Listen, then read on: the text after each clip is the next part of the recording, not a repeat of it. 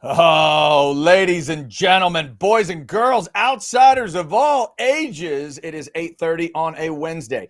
Bring your beverages. It's time for the outsiders. We got a lot to get to. It is NFL draft almost show tonight. We got a special Mach 5 top 5 that has something to do with with busts, and that can happen this time of year. That's the reason that one of us is hugging a Bill's bowling pin. But we'll get to that. We are the Outsiders, brought to you by Poncho. You can go to ponchooutdoors.com. Here's a couple new shirts for you. Check them out. The Bird Island and the Bushwhacker.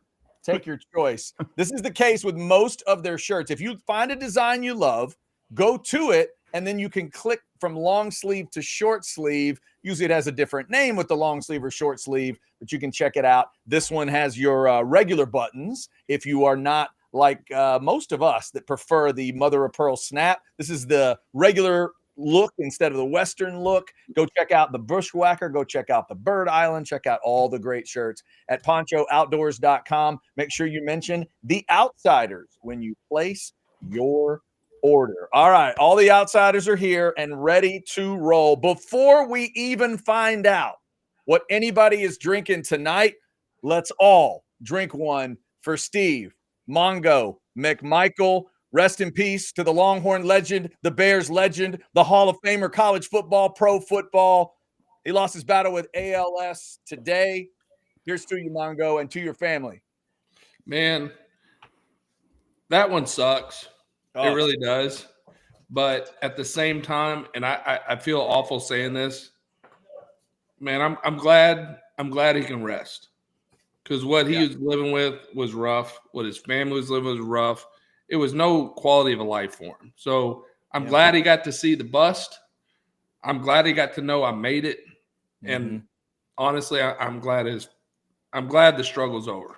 No, I think we can all agree with that. Rest in peace to Mongo. Give him a memory, whether it's football, pro wrestling, or whatever. He was absolutely something special. So we wanted to start that way tonight. Let's find out what the guys are drinking. We got our quarterback. He's ready to go. Mach 5's excited about a draft coming up with his Bills. What are we drinking tonight, Chance? The eve of the draft. Well, it is the eve of the draft, and I have no choice but to drink a beautiful – I'm going to turn around – Epiroc, because that's not it. I'm going to drink a thing they call Buffalo Trace. It is delicious because Buffalo Trace and water are beautiful on a Wednesday night as we look at the draft tomorrow. What might be? He's got a Buffalo theme there. Sounds like great minds think alike because, gentlemen, I am going with a Dallas Blonde, a lovely beer that's made by the Deep Ellum folks up in the Dallas area in a Dallas Cowboys pint glass because they need all the damn luck they can get with pick number 12. You got Bo's got his Titans gear ready to go. But look at that beautiful Cowboys hat in the lower right. Jason Dick is ready to roll. Jason, what are you drinking tonight, sir? You guys can crap on the Cowboys all you want. I know we haven't won the Super Bowl in like 100 years, but hey, this is when we shine, all right? It is undeniable that for the last 15 years, the Cowboys have drafted excellently, okay? We built that offensive line that has since deteriorated. We got CeeDee Lamb in the draft. We get Dak Prescott in the 4th round. We have drafted excellent. I don't know who's making the picks. It certainly ain't Jerry, but we have drafted well. Now, what do we do with them after we get them? Yeah, I don't know. Guys, today I had the trifecta of unemployment activities, not pounding the pavement. I played pickleball, then poker, then golf. All right?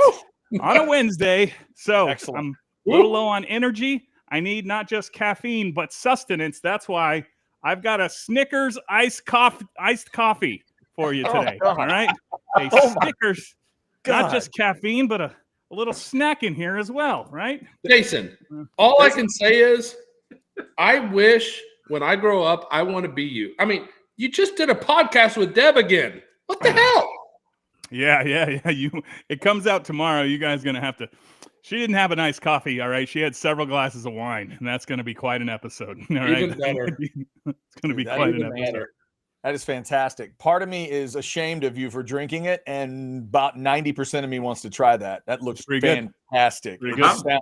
Sounds excellent. I'll live in the 10% that's already decided he is going to try that. Yeah, no, I am 90% supporting that beverage right there. Your lower left, as always, is the Country Gorilla. It's Bo Edge. He's rocking a poncho hat, as he's already shown you, and the Tennessee Titans gear. What are you drinking, Bo?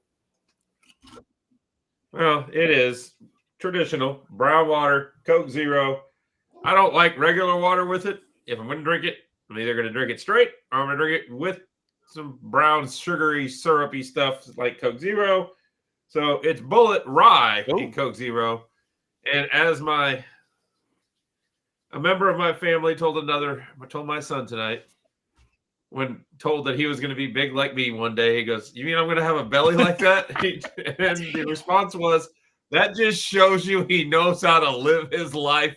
That's it. He knows that kid. So tonight we're going to live in the fun. Right. That's all. We're living in a fun And place. tonight we are going to get to some NFL draft talk. Our guy Cody Carpenter, you see him on Football with Friends on Orange Bloods Live. You read his stuff at orangebloods.com. Follows the draft very closely every year. So we thought we'd get him to educate us.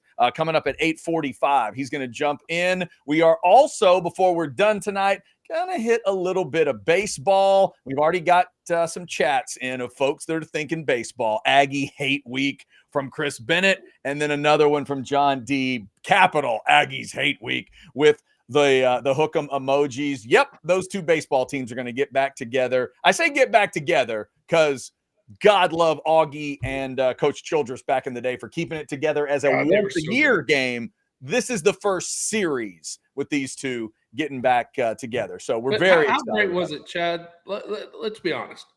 Augie and Childress going back and forth. I mean, it was so great because you had two very different styles, but two historical coaches. I mean, Childress was awesome. I mean, he was great. Augie, legendary. And there was some great battles. This is going to be a fun weekend. I hope the dish is on fire.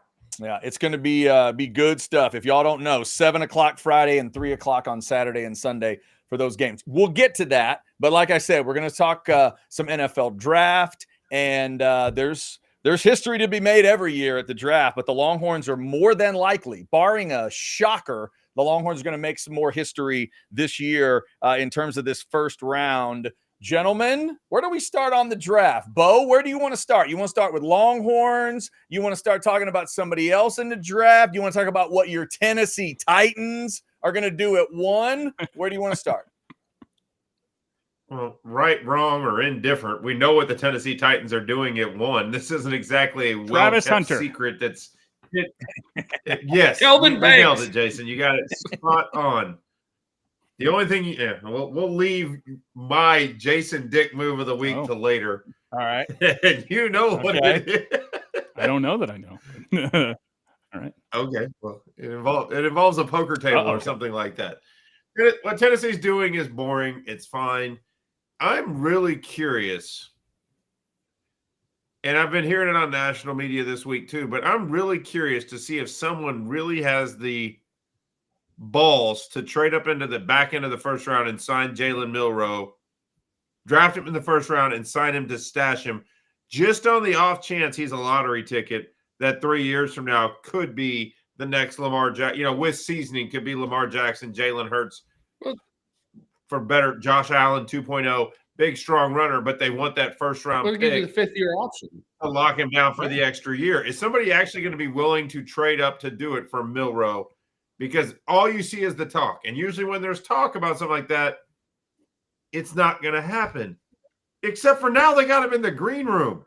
Like, I just don't see his agent and him saying, we're going to go be that guy that doesn't get drafted unless you have a team saying, we are taking you. So it really makes me wonder what's going on. Here's the thing. After the Aaron Rodgers deal, I think they try really, really hard to make sure they're not inviting guys unless they know they're going to get taken, which is an interesting one for me. Because if I'm not mistaken, Jackson Dart's going to be there too, which is very interesting to me as well, because either Shedeur Sanders could slide. 100% could slide. This is a very interesting draft because this is full of, there's 5 guys that I think are difference makers the day they step in the field house. And the rest of them, I think the boards are crazy. I think every team is grading people different. I think this draft could be a very just as a fan watching, this draft could be one of the more interesting drafts in the last 10, 15 years. Well, and it's the evolution, and Cody, when he comes on in a few minutes, could talk about this as well, but it's the draft positional grading slides based on the trends in the NFL. Like you watch what happened with the Eagles and how their defensive line disrupted a lot of things. Well, now all of a sudden defensive tackles, not the Mason Grahams of the world, but in that back end of the first round we're going to take the fourth defensive tackle because if we get one of those guys, it can help us more than taking another positional player like a receiver. Like you'll see these slides on positions. Like at various points, it becomes the offensive line when a team that wins the Super Bowl uses their offensive line. You see these slides in scheme, and I think you'll see it in this year's draft where positionless defensive players, as our friend Rod Babers used to say, because the Eagles used a few of those moving them around, will become more valuable this year. So I think that plays into like a Texas guy like Jahdae Barron. A year ago, he's not a potential top 10 pick. Just his position, the way he plays it, he wouldn't have been a prototypical corner based on size. But now, because of the theme, you have teams as high as 7. In my limited experience playing football at CD Folks Middle School, I was also positionless on defense. Well, I'll tell you, it's in. Don't sell yourself short, Jason. I heard many a story about your dominance of the linebacker position. Here's the interesting thing, though, about the NFL Combine and the way that it's kind of progressed is now the first round is not about the best players. It's about the guys that are going to demand bigger contracts that you can get cheaper on their rookie contracts and get that 5th year. That's where it's different. Wide receivers, cornerbacks, rush edges, quarterbacks. That's where you're going to see those are the guys that demand the money. And if you can get them for 5 years and have a dramatic impact player early, look at the Cowboys, our 2 guys on the right here, Cowboys fans. They get Micah Parsons. Day one, he steps in that locker room. He's a difference maker. You know, that those edge rushers, they're big time. Corners, big time. Other guys take time. Linebackers they're not picked early. Number one, they don't demand the contracts later. So why would you need that 5th year? Why would you need it? It doesn't. So it's changed the dynamic of how drafts work. By the way, guys, speaking of big time, looks like Cody Carpenter wants in early. Not many people ask in early on the Outsiders, but I think he's going to do it. Before we do that, let's thank one of our great partners here on the Outsiders, and that is Covert Ford. You're going to see Sergio, and more importantly, you're going to see his wife. Here we go. Hi, I'm Sergio Garcia, professional golfer. And I'm Angela Garcia, a 7th-generation Texan. And as a child, I grew up on a ranch in the Hill Country, and we had countless Covert Ford vehicles on that ranch. I saw firsthand just how reliable Covert is and how their customer service cannot be beat. And just like in golf, being reliable, on point, and consistent is the most important thing. So if you want the best of the best, visit our friends at Sergio, nice punt, my friend. All right, here we go. Let's bring him in. It is Cody Carpenter of Football with Friends. You know what? Let's see if we can go wacky combo version. Wacky combo version. Let's put him in the big box. There he is, Cody Carpenter. Oh, what are you? Oh, we got him. What are you drinking tonight, Mr. Carpenter? I think we all recognize that one. Look at that. No words needed. You can read it. Modelo. That's where we're going. One of the friends here at the Draft House. I'm here in Tampa Bay. He's from Oregon, and he actually shipped out a pallet. He owns a couple of breweries. He shipped out a pallet. It's not here yet. We only have Modelo. He shipped out a pallet of 480 beers. Oh, jeez! Of all sorts. Yeah, we're gonna be here for 4 days. By the way. Oh wow. Well, awesome. In honor of you, I decided to cut my hair Cody Carpenter style, so I got rid of all the flowing locks. So I want to be like you, and I want to be at a Tampa party. I need Cody to have some Labatt. That's all I need. Hey, deal. I've never had it, so. Oh, you're missing out, bud. Come on. They might get that. Cody, welcome into the Outsiders. We were talking draft, obviously. Real quick here, since we always tell everybody if you throw in a super chat, it goes right to the top. How about a 20 spot from ATX Baits, and he just wants to brag on himself. Bowling pin reminded me of the 233, 236, 280 set the other week. Jalen effin Flores. Texas equals John Wick. Sheer will to win. Aggies, your Baba Gaga is coming. Jason's drink review. It's a bit nutty. Buy or sell Quinn or Shador in the NFL? Quinn. For the price, Quinn. I like Quinn for sure. He's going Quinn. I like Quinn, but I would take Shador. Bates, we appreciate that 1999. Cody Carpenter, I know you're following everything real closely on the draft. Before we send you in a specific direction, where's your brain? Night before the draft, first round comes tomorrow. Is there one thing on your mind right now, or are you just a blank slate? Sort of. I mean, I wouldn't say blank slate. So me and Alex Dunlap have been trying to finish up our mocks for the Huddle Report competition, and I literally just got done like 10 minutes ago.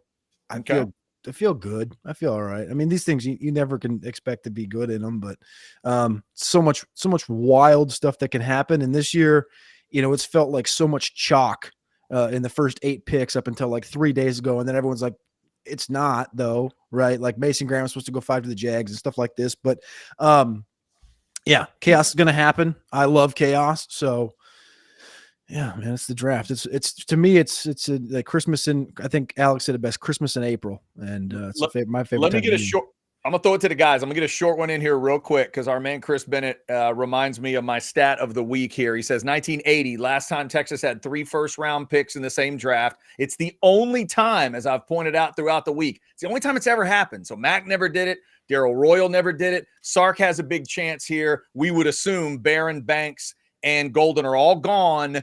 You just said you finished up a mock. Where did you have that third guy going, Cody? Which pick is it that'll get that history for Texas with the 3rd first-round pick? So I got them pretty tight all together, to be honest. So I got Matthew Golden at 18 to the Seahawks. I think the floor there to get all 3 of them off the board is either going to be the Rams at 26 or the Commanders at 29. But I put Golden at 18 to the Seahawks. I put Jahdae Barron 16 to the Cardinals and Banks 13 to the Dolphins. That's the Banks conversation can be had, but yeah, that's where I had him. Gotcha. All right. Who wants to jump in here with Cody? Hi, Cody. Let's talk about Quinn Ewers because I don't remember ever a player being evaluated with such wide disparity. Now, it's probably because I stopped paying attention to the draft after the Cowboys' first pick, but he's being mocked in the 2nd for some people, in the 5th for some people. What is wrong with Quinn Ewers? He was once the golden boy, a Heisman Trophy favorite. He took his team to the Final Four 2 years in a row, and now he's not even in shouting distance of Tyler Shugg, of Jalen Milroe, who may have a new position in 3 years. What's wrong with Quinn Ewers? Well, I think if you watched, this is not trying to, the way I was about to phrase that was going to come off wrong, but if you watch the games this year, the one thing I would say is pocket presence purely, and availability. Your best ability is availability, and year after year after year, he's been dinged up, and there's no question about the raw, pure arm talent when he goes in. I don't think there's really question about the leadership or the ball knowledge. Maybe not as much vocal leadership that people see from the outside, but I still believe that it's there on the inside. I thought he had a great interview with John Gruden in Gruden's QB camp the other night. I think that kind of just shows you who he is and what he is. The stuff where you see he's ranked in like the 160s and 180s for people, I think that's completely bad and wrong. 5th round, 6th round, I think that's bad and wrong because there's been prospects that even the last couple of years and like Matt Corral, right? Matt Corral, that draft a couple of years ago with Corral and with Willis and with Zappi and Howell and Ritter and these guys and Ritter, Willis, and Corral all went the 3rd. Well, I think everybody on here is well aware that Quinn Ewers checks many more boxes than all of those quarterbacks did. I don't see how Quinn gets out of the 3rd, to be honest with you, but if there is a reason he does, it's because of, like I said, the injuries stack up. He's only 205 pounds, and the pocket awareness matters, but man, I think he can make every throw on the field. So I don't really believe in all the late round stuff, but also when you bring up Shook and you bring up Milroe, the one consistent thing. I think one of you said it right on the jump. I wasn't watching, I was listening, but it was Milroe being the lottery ticket. It might have been you, Bo. Yeah. That's the one thing. Yeah. That's the one thing about this whole pre-draft process is these teams, and I brought it up on a show the other day, was the one thing we've heard consistently is he's the one lottery ticket at the quarterback position. All right, well, if he's the one lottery ticket at the quarterback position, and a lot of people don't like Shedeur, would it really shock somebody if they went up and took Milroe and tried to hit the lottery? That's the whole point of the draft. Is you're trying to hit the lottery. You're trying to, you're trying to get a couple of starters. You're trying to throw a couple of darts. And that athlete, when we've seen people miss on Anthony Richardson at 4, we've seen people hit on Lamar, obviously, and Josh Allen, things like this. And those all circumstances are different.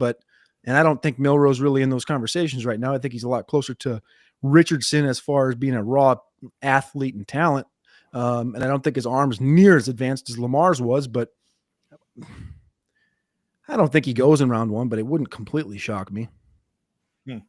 Well, and that's why I said it wouldn't shock me, and Chance may take offense to this, but I think body frame type at that age, Milroe does have a lot of similarities to Josh Allen. Not Josh Allen now, but Josh Allen back in 2017, where the biggest knock on Milroe is he throws it really hard, but where it's going, nobody knows.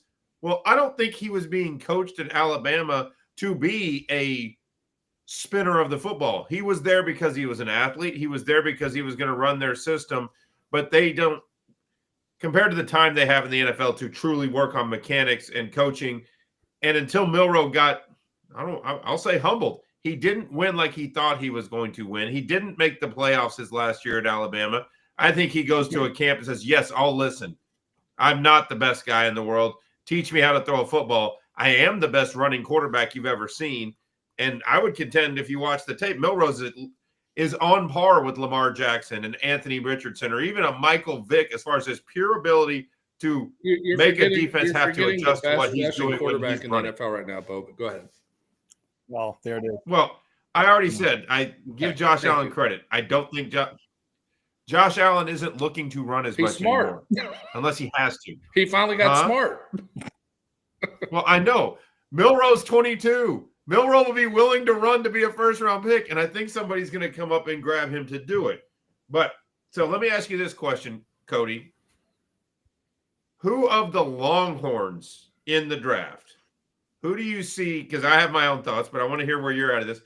Who's going to be the surprise? Who's going to be the Longhorn that goes a little sooner than people are thinking, and they're going to be like, how was he a 3rd or 4th round pick? We didn't even see him do enough on the field to warrant it, because in every draft, there's a few of those guys that didn't produce as much stat-wise or at a position that wasn't glamorous, but then they get drafted and they become one of the better players out of the class. The 2D tackles, 100%. 100%. I think people, Makuba, before Makuba transferred to Texas, had like top 60 conversations in last year's draft, went back, and now he's probably going to be a 3rd round pick. But I think the surprise will 100% be Alfred Collins, who many are kind of conversing about, like between 45 and like 60 overall, which is in the 2nd round, right? And Alfred Collins, and if you just walk up to a random Texas fan, they're going to go, what, really? 1 year? Like 1 year of output? Like, but the NFL loves those projectile defensive tackles or defensive ends with length, which he has. And then Vernon Broughton also, like, I think you come in and you probably expect 5th, 6th round. He's going to be a 4th rounder, and he might sneak into the end of round 3. And this is a really deep defensive tackle class, really deep edge group, really deep running back.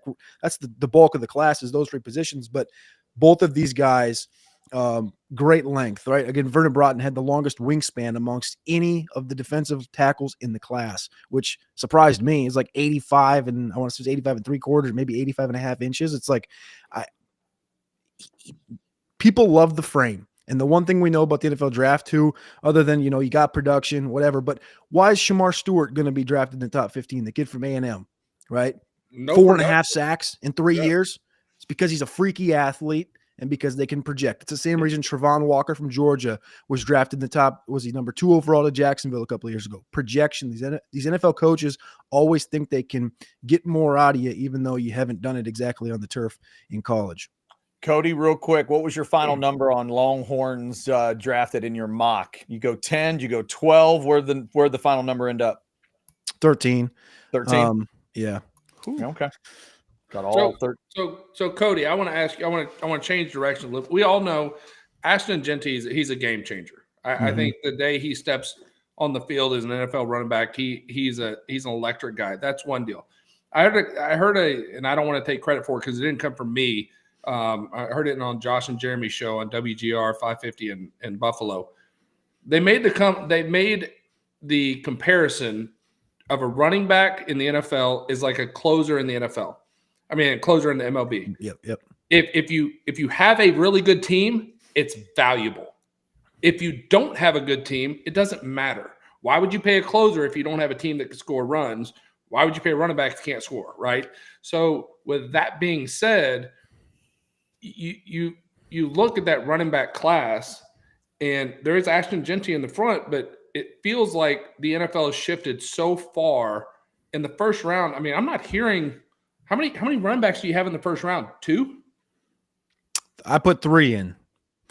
But the number, I think the Vegas number is 2.5.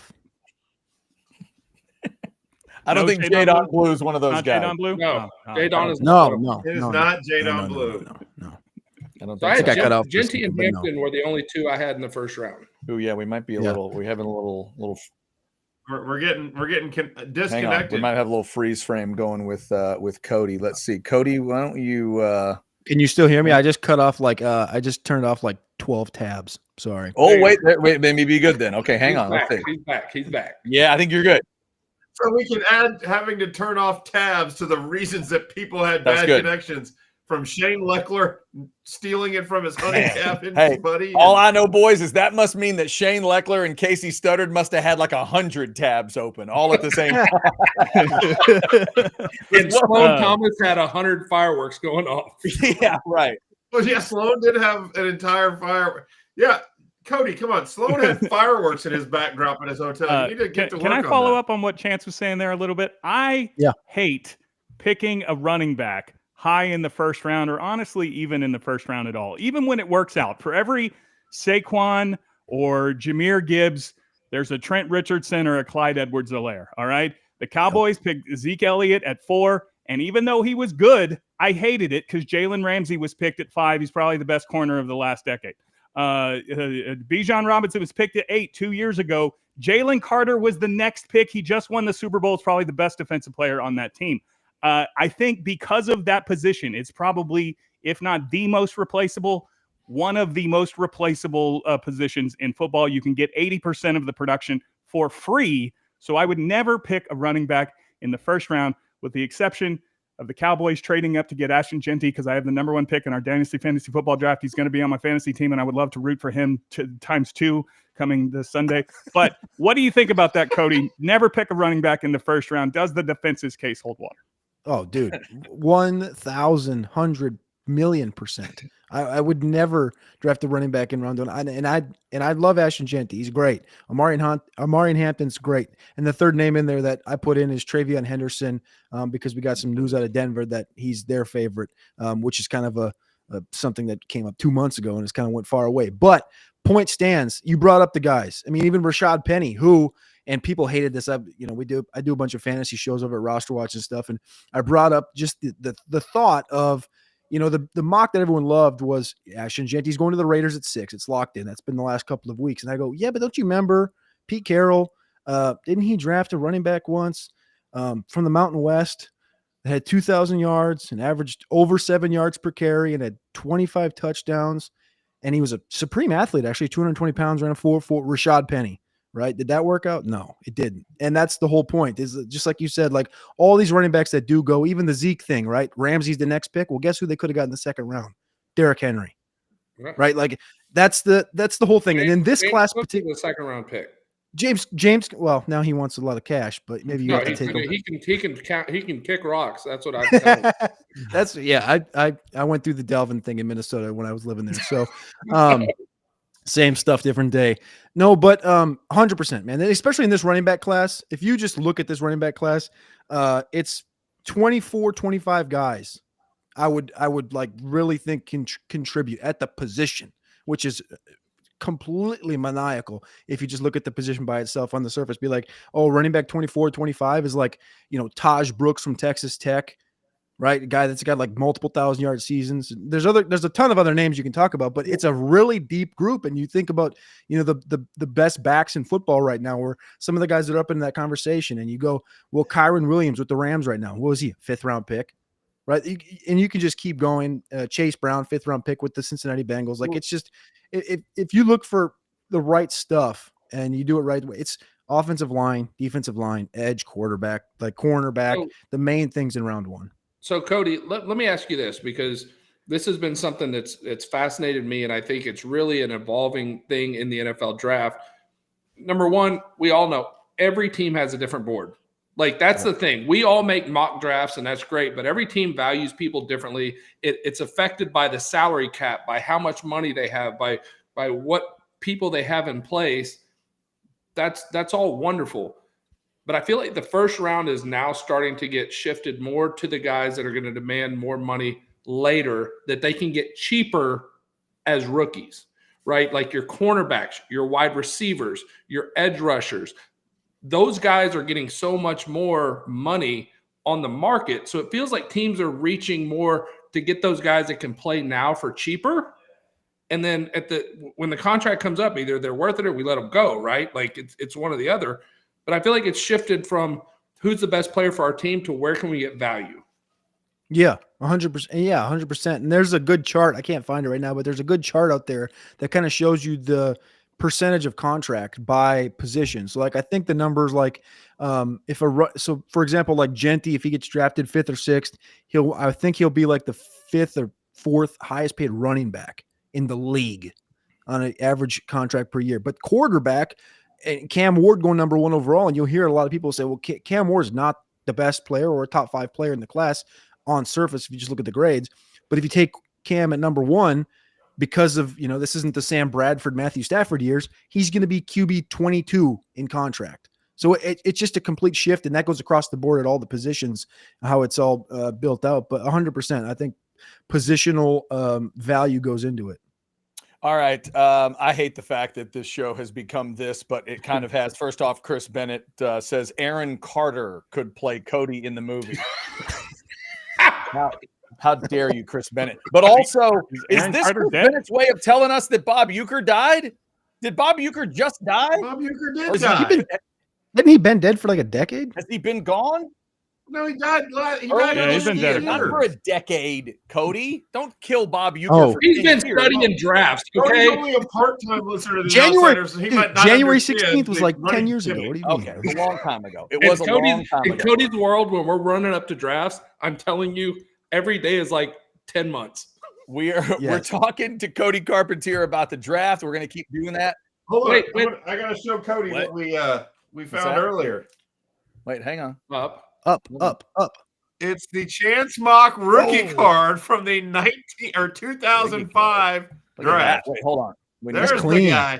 Give me the big version, Bo. Show it again. No, we don't need to put that on there. That's This is one of 99. Oh, it's numbered and it's a blue. Save that, Bo. We're gonna do biggest draft busts in just a moment. So that is strong. How dare you? How dare you, Jason Dick? How dare you? Well, Jason, when I get to my dick move at the end, now I'm really. All I know is my Bills keep winning and y'all's Cowboys keep fucking losing. We are gonna get to the Mach 5 top 5, and it is Chance's favorite busts, 5 favorite busts of all time. That is coming up real quick, though. Before we do that, let's see if we can get you a little last stand hats. What we're focusing on. Big baseball series coming up. Check out the Occupy Left Field stuff here. We got hats. Look at that. We got that guy and that guy. That guy's going to be there. This guy, that guy, this guy. Look at him. They're all there. They change skin colors. It's a big crowd. Look at that, right? Yeah, see skin tone, skin color. You want cream, got creams, got whites, got grays. We got anything you need. Got all that with Left Field. Also, as we told you last week, there is something out there called the Womp. If you want a Womp hat, this is the way to do it. You can go get you a Womp hat at Last Stand Hats. And Chance and everybody else wants to know, nope, not quite yet. Not quite yet. It's okay, though. It's okay. They're working. They don't make shirts in El Paso. They're the ones that receive. Last year, they're the ones. If you go to El Paso right now, half the population is wearing a Chiefs World Championship shirt. Wow. All right. It's not Somalia. What are you talking about? We're just going to throw up the last stand code here. Outsiders 10 is that code for last stand hats. The Outsiders hat, it's right here. I got one right here. Yeah, there's 12 different color combos there, different choices for you if you want to check them out. Last stand hats, occupy left field, and so much more. Before Cody leaves, I want to ask you this, because unless something's happened in the last 6 hours, there has been no movement in the first round. It's the longest time it's taken since 1967. Do you find it odd that there's not a lot of movement as far as trading up pre-draft? Oh, okay. So you're saying there hasn't been a trade yet in round one? Correct. Okay, gotcha. Since 1967, it's the longest. Like, this is the closest to the draft it's gotten since 1967 that a team hasn't made a trade for draft picks. Yeah, because all 32 are still original picks. Yeah. Am I shocked? No, probably not, because I think I'm more shocked at the fact that it feels like the top 10 is like 10 dudes, and it's like feels locked in by that. And the top 5 feel like we just know exactly how it's going to come off, which is kind of scary a little bit.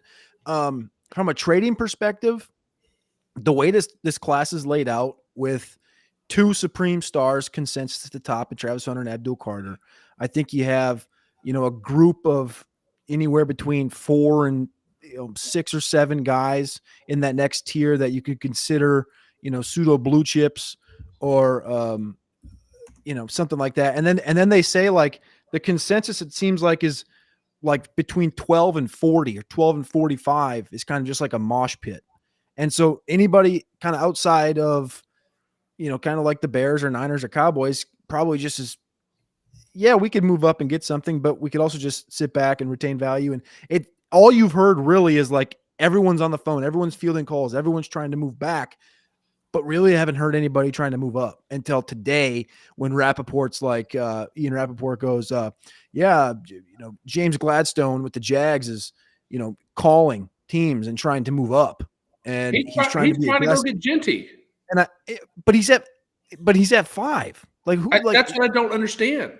Like, well, guys, it's not that complex. You have a team sitting at 4 that has a crap ton of needs and no guy that they're truly enamored with.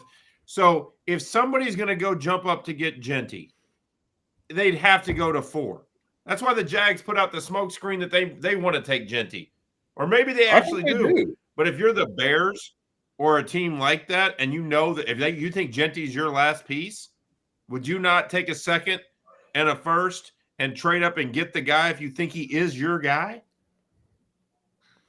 I think he's wasted on that. I don't think he's worth it. Let me say that for a point. But the Bears, if they think it's all or nothing to get the most out of Caleb before they have to start throwing him away for spare parts, then go. I think his Genty thing's the dumbest thing. But the Genty to the Bears is the dumbest thing. It's the same. The Bears don't have a problem at running back. Exactly. And I know we all love Roshan and stuff, but it's a new regime there, so we'll see what happens with him. But like, people forget that Swift was with Ben Johnson in Detroit for a year, right? And Swift is fine. Well, as a compliment, fine. Cody. And it's like they have 39 and 41 in the second round, right? What did we just get done talking about with Zeke and all these guys? Yeah. Go to round 2 and take Caleb Johnson from Iowa, and he can be your Montgomery. Yeah.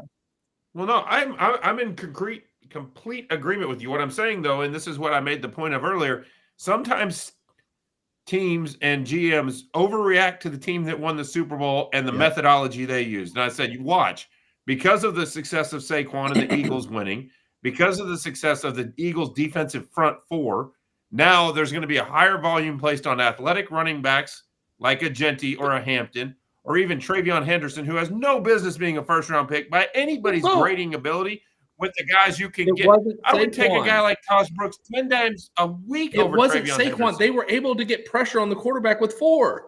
That's what the difference I maker said is. defensive tackles like Jalen Carter, but also the other guys and I want the Kenneth athletic Grant, running by back. the That way. was their methodology.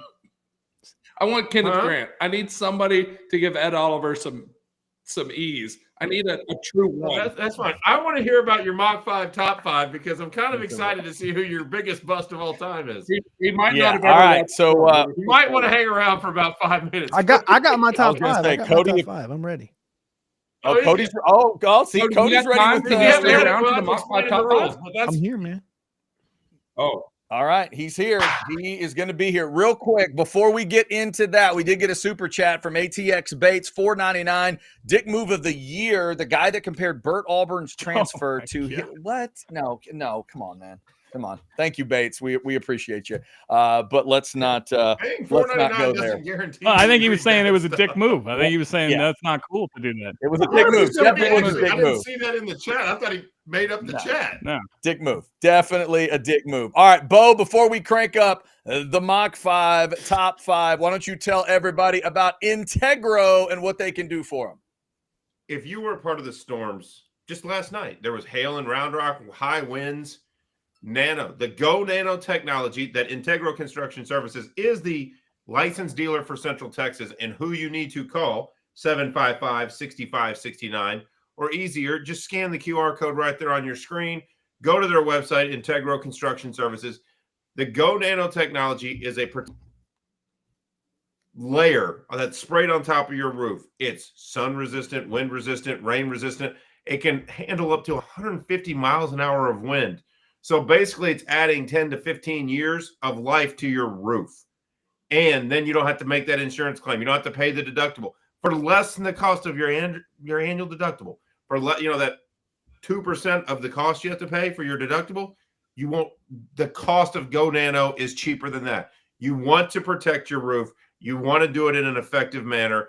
You don't want all the trash in your yard when the roofers leave it. No, you want it to be clean, easy, and perfect. Integro is your answer, 755-6569, or scan the QR code to get Go Nano on your house. All right, there you have it. Thanks to Integro. It is just about that time. Hang on. Fancy graphic Mach 5 top 5 presented by the aforementioned Integro Construction Services. And since it is this and we're going with the cool combo box, we got to put the Mach 5 right over here in the big box. All right, Mr. Mach, this is your top 5 favorite busts of all time. What do you got? all right. My first one, this is my honorable mention, and I've got to say, I know Jason's probably not going to like this one. Probably going to bother him a little bit. Okay. Sunny Sweeney she's my first one out. Sonny Sweeney. Who's Sonny What's her Sweeney? name? Yeah, the big girl. Sydney Sweeney? Yeah, that girl. The big boob girl. Oh, Sydney. Yeah, that one. Oh, Yes. Oh. Oh. Yes. Oh, I see. guys, I just want to tell you, Okay. Euphoria on the 8th rewatch is even better. Okay, it's even better. Yeah, she's honorable. Honorable mention. Selma Hayek is going to be That's ahead of honorable her. mention. Jesus. Okay. Yeah. All right. Pamela- So, Pamela okay, let me. Anderson's All ahead of right, her. let I me. was completely unprepared for this. You know what? You know what? That's my bad. Cody, my bad, because I didn't communicate properly to my quarterback. Chance, your top 5 favorite NFL draft I thought we were busts of talking all busts. time. Right. No. Right.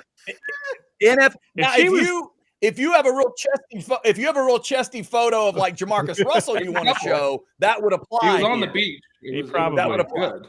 Yeah. I bet he's got a purple drink All in his hand, though. He's leaning a little bit. Your draft busts of all time. All right. So number Chancellor. 5, the guy was Mhm. not allowed to drink soda. His dad manipulated everything he's ever done. Todd Bernovich. He was USC quarterback. He was supposed to be. He was 8-9 with 1,300 yards in the NFL as a first-round draft pick. Think about that. You used a first-round draft pick for a guy that threw for 1,300 yards for your organization. However, he threw for 3,400 yards in the Arena Football League. So, I mean, somebody got value there. I don't know who it was because that's like 3 games in the Arena League. I played there. You could throw for like 700 a game. It's cool. Number four, and the reason he's number 4 is not because I thought he was any good. It was because they gave up 3 first-round picks for him, and that is Mr. Trey Lance. Gave up 3 first-rounders to get him. How'd that work out for you? Yeah, it worked out about as good as when your boy Kyle dropped your bottle of tequila and had to go back to the store. Man, that was okay. Time out on the Mach 5 top 5. Heartbreaker. When you're 20 years old and you can't go to a liquor store and buy your own liquor, and you give your buddy Kyle Shanahan the money. And he's like, I got you, bro. I got you. He goes to the store and he steps out of the car, and you're so excited because you're like, my Patron, it's here. Like, my Patron, it's back. I missed you. And he goes, I got it. And Mr. Receiver with great hands, when he throws his hand up like that, the bottle flips out and goes. Why? I blame the coaching. That's why you're a coach, not a wide receiver in the NFL. Okay, that's rough. That is rough. Cody, is by the way, Chance, those are the stories you only get on The Outsider. Chance, we've already gotten 2 votes at least in the chat that agree with you on Todd Marinovich. So you're off to a good start. Who's number 3? Look, I think the fact that he busted is good for his life because the dude's actually doing really well right now. But the outburst, Justin Blackman. Oh, Jesus Christ! We don't. He's got 2 busts, 2 busts in 1, right? Yeah, it's that's rough. Yeah, he wins 2 Biletnikovs and gets 3 public intoxications in one night. Sorry, I shouldn't have brought it up. But the Chargers traded up. There was a whole deal with the Peyton Manning, who's better, Ryan Leaf, we all know the story. That's number 3. Yeah. Number 2 is an interesting one for me because the Packers, they went with Tony Mandarich. Y'all remember that pick? Dude was supposed to be a monster. He was supposed to be like the best offensive lineman ever to walk the face of the earth. Complete flop. The first in that draft. Now, hang on. Is Chance going to the best part? Go ahead. Did you get to the Go best ahead. part, You're Chance? about to hit it. I know you're about to hit it, Chad. No. I was going to make sure you did or Bo did or somebody is. What's the best part of the Tony Mandarich story? What happened right after Tony Mandarich got drafted? The next 3 picks. Barry Sanders, Derek Thomas, Dion. That's what you passed on. 3. And number 6. Gold jacket. And number 6 was Broderick Thomas, who was an NFL Pro Bowler many times over in his own. I think he had 6 Pro Bowls. You're right. Yeah. Because that draft had 2 Thomases and 2 Sanders in the first 6 picks with a Hall of Famer in Aikman and freaking steroid boy who never even made the league. Think about it. If you're wearing a cheese on your head and you're going out in that weather to Lambeau, you missed Barry Sanders by 1 pick. Barry Sanders went to your division rival. Can you imagine? I don't imagine a division rival, but I can imagine because my good friend Brandon Bean traded back last year so that the Chiefs could take Xavier Worthy. Yeah, you do know what that feels like. Yeah, that's tough. Okay, that's tough. All right, Chance, you got a hell of a list that you're building. Here. You got 1 spot left. Who is? I mean, there is only one person that could lie to a coach and tell them they watched film and didn't, who could show up to camp completely out of shape, who could be the number 1 overall pick and throw from his knees for 70 yards, but couldn't hit the broadside of a barn with an offensive line in front of him. And that is none other than our friend Jamarcus Russell. Hey, you know what? Well done. It's well done. I'll put $100,000 at the end of this book if you read it. Did you read the book? Yep. How was it? Oh, it was great. It was a good book. Read it. But really, did he have any friends at his birthday party? Nope. None. Callahan is still all right, there. Cody, this is how the game works.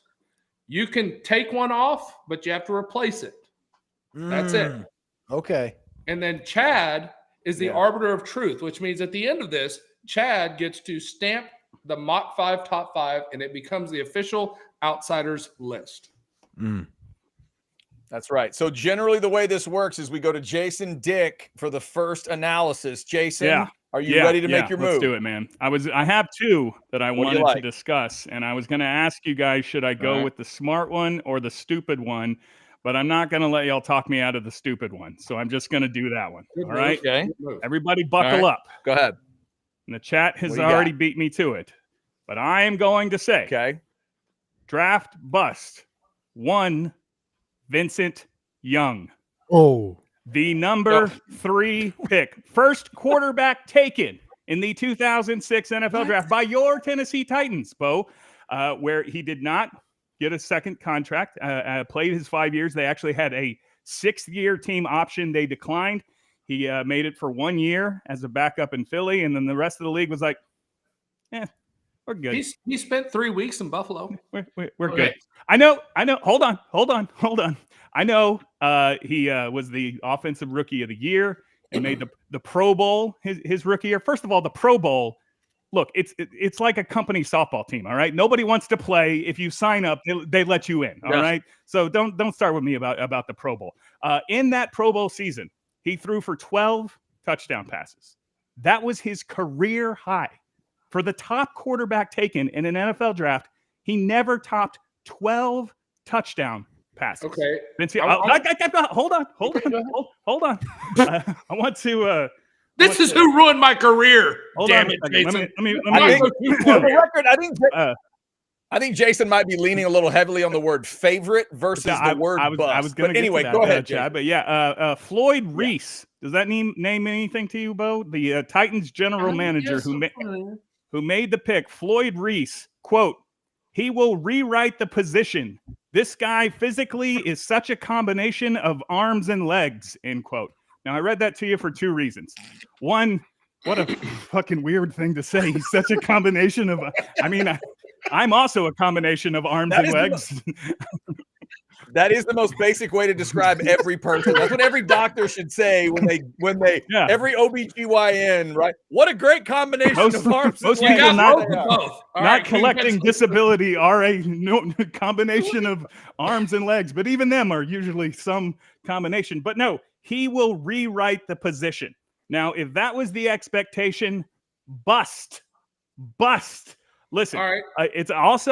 It's probably he seems more busty because you could argue he's the greatest college football player of all time. You will lose that argument, but you could make that argument. Hold on, I'm almost done, Bo. I'm almost done. I just want to say, before you guys flip out, 2 things. The first one you covered here, Chad. These are not the biggest busts of all time. These are our favorite busts, okay? And no NFL draft bust brought me more joy than what Vince Young did on January 4th, 2006. I will never forget it. He's going for the corner. He's got it. Vince Young scores. And secondly, and more importantly, for karmic reasons, nobody puts Chance Mock in the corner, okay? Thank you. Wow.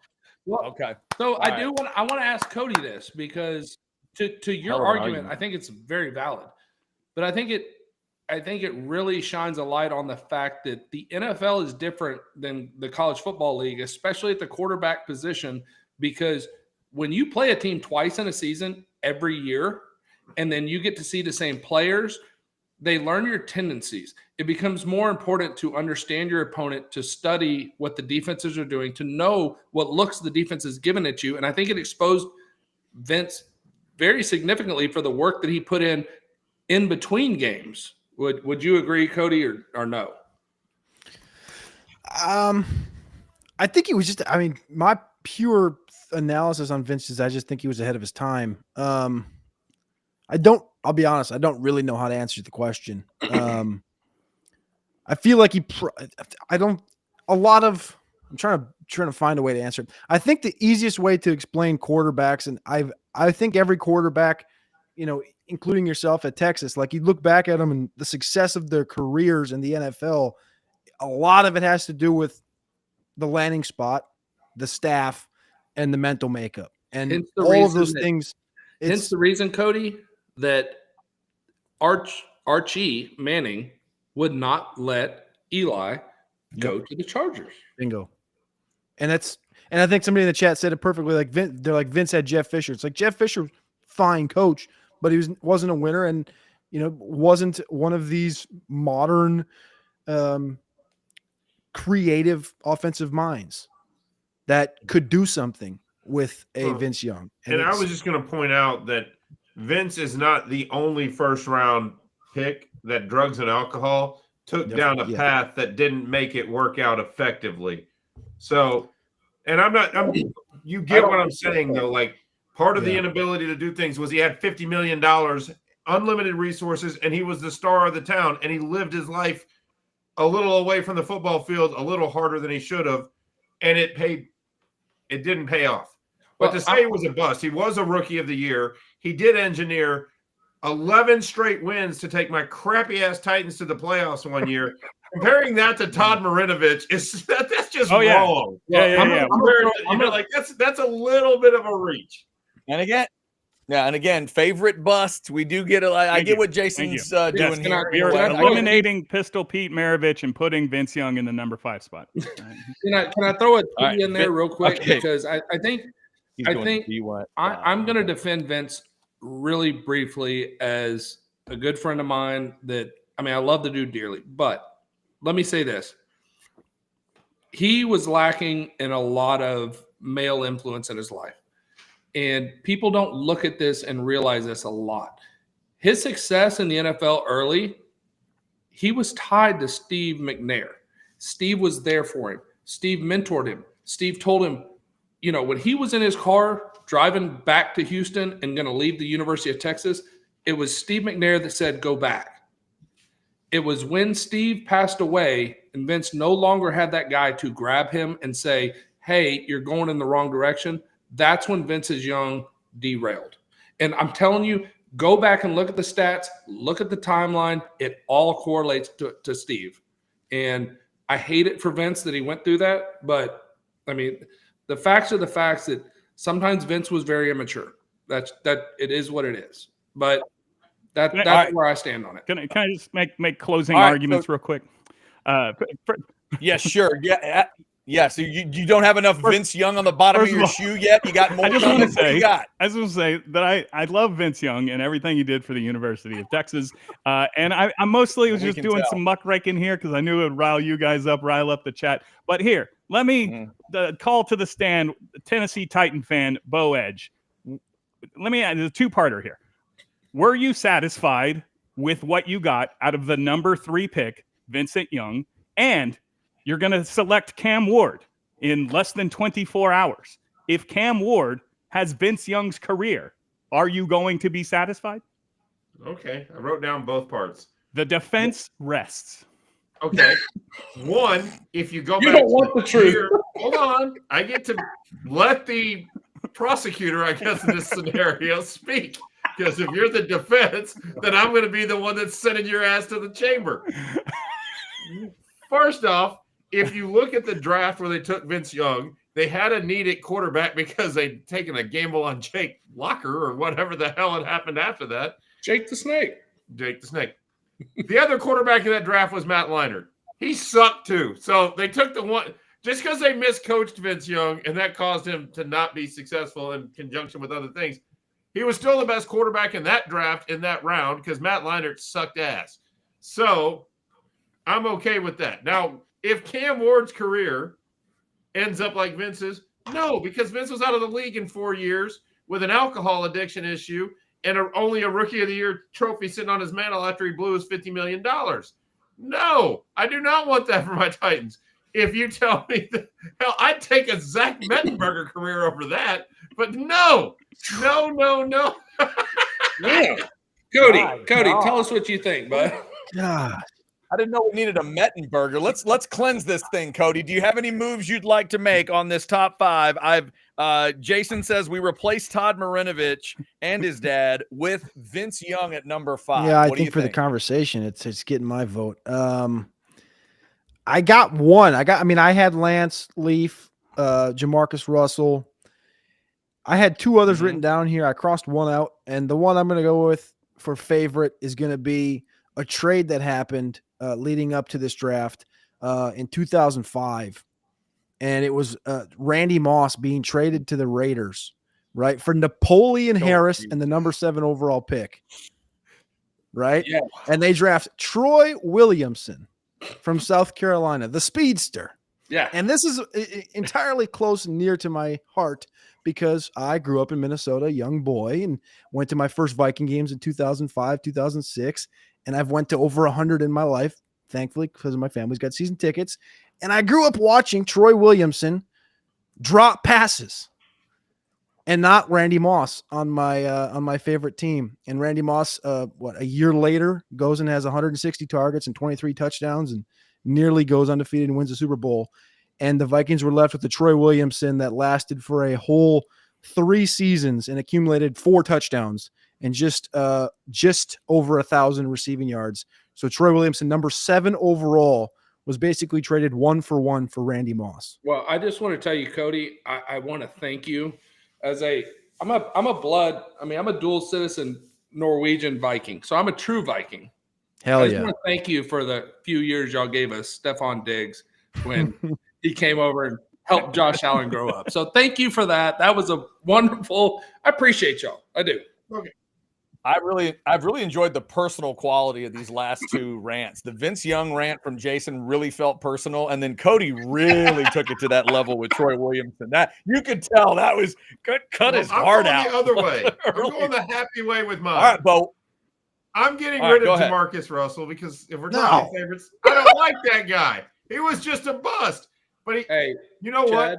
He was a guy that was fat his whole life, that could throw a football really far, not accurately ever, was never that highly rated. So he figured out a way to parlay being fat and being able to throw a ball like Uncle Rico into $70 million and all the purple drink he could ever want. I don't consider that a bust. Right. He won.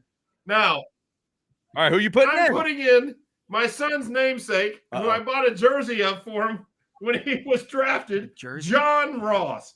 Drafted number 9th overall by the Cincinnati Bengals because before Xavier Worthy, the guy that ran the fastest was John Ross. So now my son rocks official Ross jersey. Hey, you get credit for the John Ross, and I'll give you the only reason why. It's because Xavier Worthy's his value dropped because of John Ross, because people goes, he's just a track star.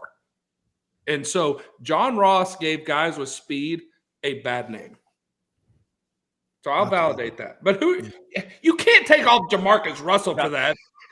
Forgot about the John Ross. Okay, all right. We got the don't worry. We've got the arbitrator of truth coming. Before that, as long as Jason's going to share some weird favorite feelings, this has been mentioned multiple times in the chat. So I guess by Jason's definition, then my favorite would be this guy, right? Like, if you're going to define somebody as a bust in the draft and then say favorite, this is probably mine. So, Michael, thank you for throwing that one in later. We've had multiple. Just for the record, I don't put him in the bust round because I never thought he was going to be great. Can we say he's a bigger bust than Vince Young? I think that's got to be true, doesn't it? I mean, the only reason you would not say that. Crappy ass Titans to a playoff game. He won a Rookie of the Year. That's not. The only way you would argue Vince is a bigger bust. Trey Lance, Johnny Manziel ever did. Now, hang on, hold on. Let me stop here and see if I can keep Jason from really digging himself a deep hole here. Jason, you are not about to make the argument that Vince is a bigger bust than Manziel, are you? The only way you could do it is because Vince Young was the number 3 pick and the first quarterback taken. Johnny, he plummeted down the draft. He plummeted. Okay, don't worry. This is a guy that thinks Sidney Sweeney's hotter than Selma Hayek. He was blackout drunk by the time he actually made it to the stage because he'd been backstage for 4 hours. All right. He wasn't blackout drunk. He was just coked out. That just meant he was amped up. ATX Bates gets the dead casting call of the night for this one. Steve McNair to play Jamarcus Russell in the Tiger Flop, the story of the bungled Bengal. Cody, I don't know how much you watched this show, but one of the running jokes on our wonderful little podcast here is that we like to cast dead people in our real life movie. No, not we. We didn't do anything. We haven't done anything. They did that. ATX Bates started it. Chris Bennett jumped in, and it's been over since Luke then. Perry, because I didn't know he was dead. Yeah. That's true. You didn't know Luke Perry was dead. There was another person that we thought they went the other way. It was really bad. It was really bad. We have a real life. Here's what the arbitrator. Well, Chance was being real serious about a movie he knew was coming out about Cole Pittman, a former University of Texas football player, and then everybody started casting dead people as the Longhorns. No. Look, here's what the arbitrator of truth is going to do tonight. I get that this is all about people's feelings sometimes, and it is called your favorite NFL draft bust. I'm going to save all four of these guys from their own feelings. I'm going to save them all right? Because the John Ross and the Troy Williamson, way too personal. Did you feel it hurt them, but I don't think it could stand for all of us. The Jason Dick, Vince Young thing, I'm going to save him from that too. Rookie of the year, winning record as an NFL quarterback. Did he live up to it? No, he didn't.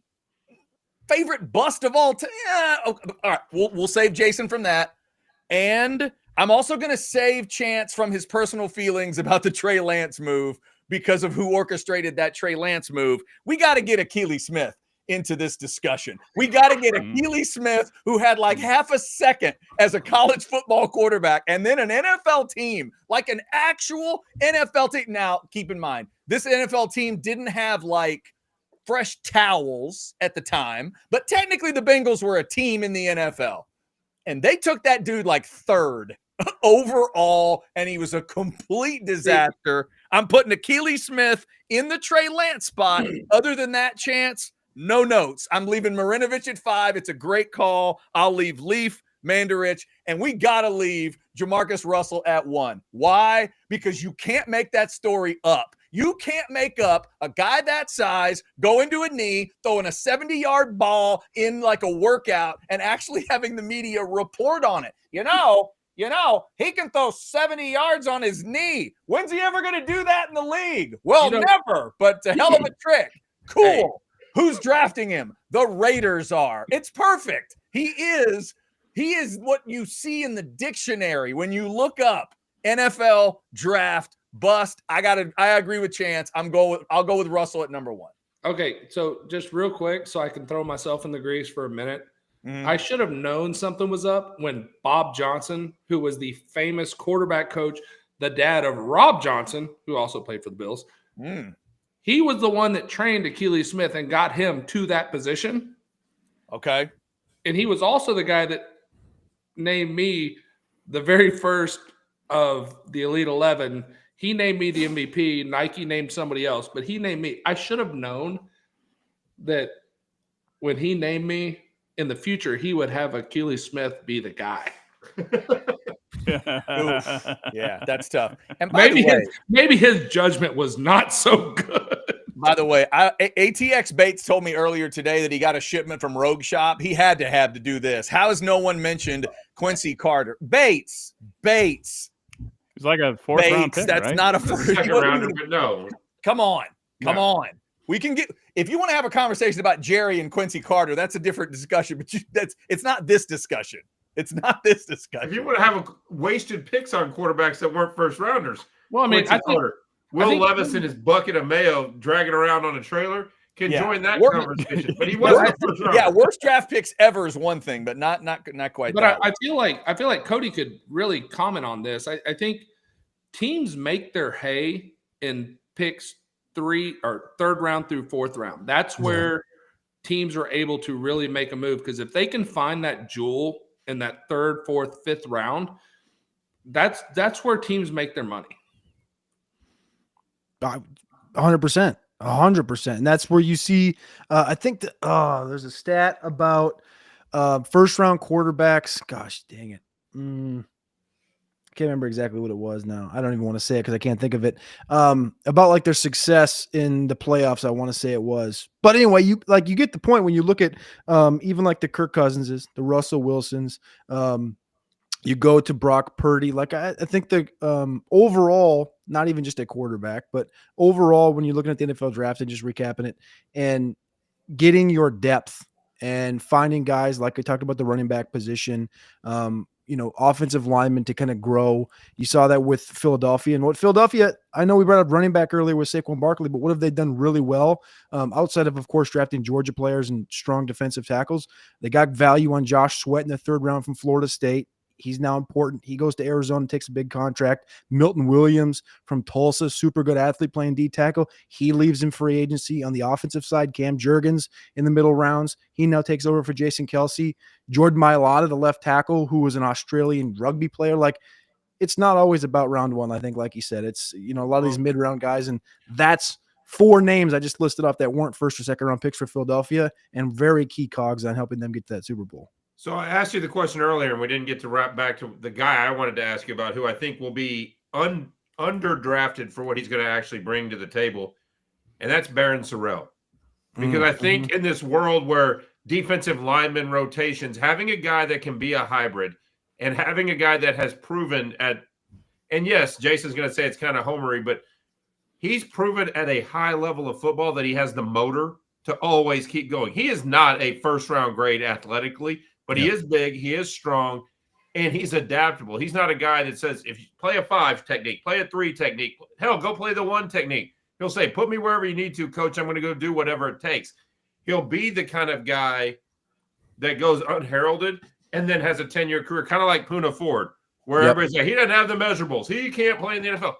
He's a Pro Bowl caliber defensive tackle 8 years down the line because he'll do whatever you need. You've seen Puna when he was a little smaller, go slide out to end on 3 plays just to be different.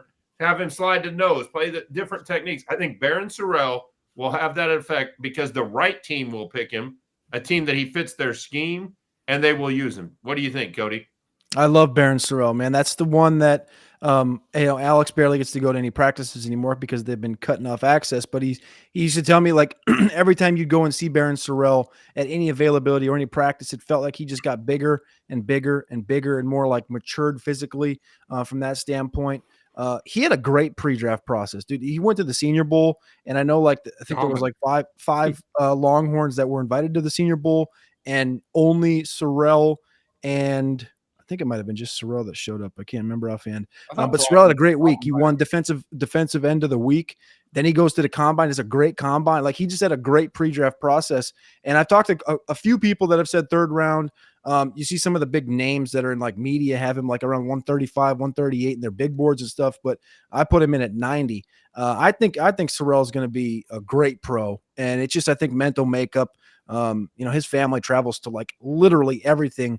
And they've been at all these pre-draft. They've been literally at the Senior Bowl, the combine. You're like, wow, is that Barron Sorrell's mom and pops? It's like, yep, they're there. His dad's always in the chat. Like, I think that kid's got everything stacked on his shoulders, and he's going to be great pro. I'm going to tell you, I've seen him in the late draft mock to the Bills, and if the Bills were able to sign him, dude, I'm telling you, I think in that defense, he would be phenomenal. And Epinesa is in a contract year, right? He is in a contract year. I think they're going to let it go after this. Yeah. Jason, you have one more? Excellent analysis, Cody. Bo, I got no problem with your level of Homer juice, but because I have activated hater mode, I will say a defensive lineman should not wear 88. Okay, it just looks wrong, and it is wrong. Looks wrong, well, and it is wear wrong. That hat, right? But we haven't said a thing all damn night. I am a clown. I wear a clown's hat. Okay, he is a defensive lineman. Wear a defensive lineman. And let me tell you, so when I go to the games, I sit in the south end zone suites, and so you're right there where the players walk out. Barron Sorrell in pads looks like a absolute monster. The dude is so much bigger than you think he actually is. His wingspan is phenomenal, and he plays bigger than he actually looks, which is phenomenal. Mm-hmm. You don't see that often. Yeah, his power was different too. Like the cool thing about the Senior Bowl, obviously, is that there's it's print. All these guys, Ole Miss, LSU, Kyle Kennard from South Carolina, all these guys that are looked at in a different light. And Barron's Barron, he's from Texas and stuff, but he's lesser known than those guys, than the Savion Joneses, the Kennards, the Prince of Millions and stuff. And he comes in there, and you can it's a distinct difference when he makes contact with the offensive lineman. That's kind of the thing that jumped out to me. And not having like, obviously a clear connection because we covered the Longhorns, but like I was like, pops off the screen. That's why he won defensive end of the week at the Senior Bowl. It's a pretty big award. I would defer to you obviously because you've seen him more in person than I have because I'm not in Austin on the weekly, unfortunately, but I think he's going to be a great pro. He, if you, this might be a bold take. If you were to go forward 5 years and look back and look at this class, this massive class that could potentially tie it for the second most players drafted all time, probably Ohio State's going to beat them. But you could look back and be like, all right, well, who's made it through the dust? I think everyone feels really good about Banks. Barron's great, but Barron has, positional where's he going to fit? Like a lot of people still keep bringing up like nickel and stuff, and it's like, well, that I think he can play outside. He kind of proved that. Golden, Collins, Bond's falling off. Quinn's going to be a mid-round guy. Makuba, all these. You can keep going through the whole list, but then you think of Sorrell, and it's like an edge rusher that can establish it against the run and can get after the quarterback, and he's got it all put together up top, and he's going to go in the middle of the draft. You could look back, and he could be like, one of the top 2-3 players from this draft cycle, and he could be the 10th off the board for the Longhorns in this draft.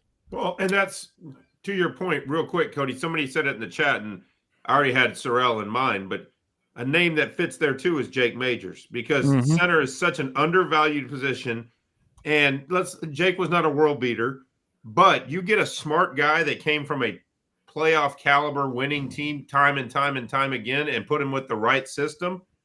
Majors ends up being a 10-year vet that's 100%. Never going to be superstar, but neither was a guy like Jason Kelsey till he grew bigger into his body and used his brains and leverage to win scenarios. No. Majors could be that guy. Bo, I'll give you the guy. And Cody, you can comment on this. He's Lyle Sinline. He's a guy that will go in, if he's in the right system, will be a starter for 10, 12 years in the league and do a phenomenal job. Wow, you think he's that good? I do. I really do. His footwork, I think his footwork's really good. I think he needs to get stronger in the upper body. I don't think he's as strong on the top half of his body as he needs to be. Because when you get to the NFL, college players ain't nothing compared to the NFL. Mm-hmm. Like it's a whole different ballgame. So his lower half is strong, his upper half is weak. That's where he got beat. In the games we saw him get beat, it wasn't because his lower half wasn't good. It was because his upper half wasn't right. Be a hell of a goal for him if he hits that kind of career. Cody, real quick, Chris Bennett wanted to know, you mentioned Bond falling. You think Bond goes undrafted? No. No way. Not a chance. I'm telling you right now, my Buffalo Bills will take him. If he makes it to the 3rd, he'll be a Buffalo Bills pick. Okay. Well, I talked to somebody that I talked to somebody that is looked at in a very high light, and he was like, no. And I said, from the athletic perspective and from what he working at Alabama and Texas, like I'm like this, there's no way he doesn't at worst case scenario get like a dart throw in the 5th because that's your developmental, that's your projection, that's your dart throw 4th, 5th round. But I was told no, and because you were told no, like they wouldn't draft him at all. Correct. Because, but again, all teams are different. There's 32 teams. Everyone looks at stuff different. They take guys at the board. Like Shamar Stewart, there's a thing come out this morning. Shamar Stewart is off some boards because he was asked to do private workouts. Like he was contacted to do private workouts, and he just ignored the teams. Just ignored the teams. Just flaked on them. And that came out today. And it's like, all right, well, you think those teams are just going to keep him on the board if they tried to get a workout in, get some more information? No, gone off the board, right? Yeah. So. And the Bond thing, I take him off my board if he was on my board. Yeah. And I saw that was his attitude, I'd take him off my board. Yeah, exactly. And the problem with Bond, and I know the most recent stuff, which I'm not going to talk about, but the off-field stuff that recently came out, it's so fresh. And the Tavondre Sweat DWI happened a year ago, but it was like 2 weeks earlier, and it was a DWI. It's serious, very serious. But it's much different than the situation that's being had with Isaiah Bond. And leading into that, there was a lot of off-field opinions and point of views of Isaiah Bond as a locker room and teammate and things of that nature. So I think he was already getting suppressed down to the 3rd round and before that happened. And that's why I think that's what leads people to say no. Like, but again, I think there's enough talent there. You have to throw that dart. Like you said, but Cody, third, fourth round, like you're a championship level football team. You throw that dart. Why would you not? If you're the Buffalo Bills, 100%. Why would you not throw that dart? You got 11 picks this year. But Cody knows this as well as anybody in this room for sure. Those teams know what really happened. Not what's being reported in a paper or not what's on ESPN.com or not what a defense attorney or the prosecution says in front of a camera. Those teams spend so much money vetting these players, and at one point Bond had a good enough grade that he was going to be vetted like that. There is 32 teams that know exactly what transpired, whether he was right, wrong, or it doesn't. If a team takes a chance, it means they got the evidence and just decided it didn't. It wasn't. He's good. Real quick before Cody gets in here, I just want to say this, and I'm not defending him in any way, shape, form, or fashion. I just want to say this. I was put in situations where I was 1,000% innocent. Had nothing to do with me at all. And fortunately, everything was settled. I don't know what's happened. I know that his statement was, please let the process play out. I don't believe in prosecuting anybody. It doesn't matter if they play football or if they're a human being.